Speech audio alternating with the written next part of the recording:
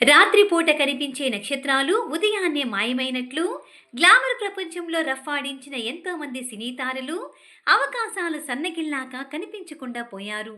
అప్పటిదాకా సంపాదించిన డబ్బుతో నెట్టుకొచ్చిన వారు కొందరైతే ఖాళీ చేతులతో ఆర్థిక కష్టాలతో గుండె నిండా శోకంతో అర్ధాంతరంగా కన్ను మూసిన తారలు ఎంతో మంది ఉన్నారు. అందులో ఒకరే కె మాలతి గారు.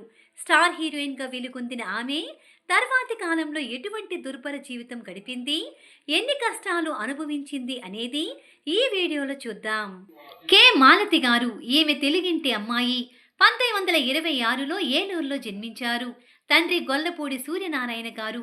ఆమె 5వ ఏటనే ఆయన చనిపోయారు. అయినా మాలతి గారు బడికి వెళ్ళింది, సంగీతం నేర్చుకుంది, నాటకాల్లో పాల్గొంది. చిన్నతనంలోనే మాలతికి పెళ్లి జరిగింది. భర్త వీరాచారి ప్రోత్సాహంతో సినిమాల్లో అడుగుపెట్టింది. ఉషా సినిమాలో పార్వతీదేవిగా నటించింది. ఈ సినిమా సక్సెస్ అవ్వలేదు, కానీ మాలతి గారి కెరీర్కి మాత్రం దీనితోనే బలమైన పునాది పడింది. తన రెండో సినిమా సుమంగలి. ఇందులో ఆమె పాడిన వస్తాడే మా బావ అనే పాట ఏళ్ల తరబడి ప్రేక్షకుల పెదవులపై నాట్యం చేసింది. మామ మచ్చింద్ర, గుణసుందరి, రత్నకుమారి ఇలా అనేక సినిమాలు చేసుకుంటూ పోయింది. నందమూరి తారక రామారావు గారితో కలిసి చేసిన పాతాళ భైరవి సినిమా అఖండ విజయాన్ని అందుకుంది. కానీ ఈ సక్సెస్ తనకు కలిసి రాలేదు. ఈ సినిమా విడుదలైన తర్వాత దాదాపు 3 ఏళ్ల పాటు మరే సినిమా చేయలేదు.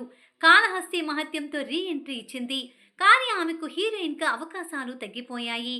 ఎన్టీఆర్ గారితో జోడీ కట్టిన మాలతి గారు తర్వాత ఆయనకు సోదరిగాను నటించినట్లు తెలుస్తోంది.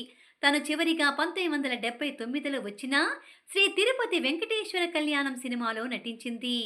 భర్త మరణించాక మాలతి గారు మద్రాసు నుంచి హైదరాబాద్కి షిఫ్ట్ అయ్యారు. అప్పట్లో కాచిగూడలో ప్రభాస్ థియేటర్ ఉండేది.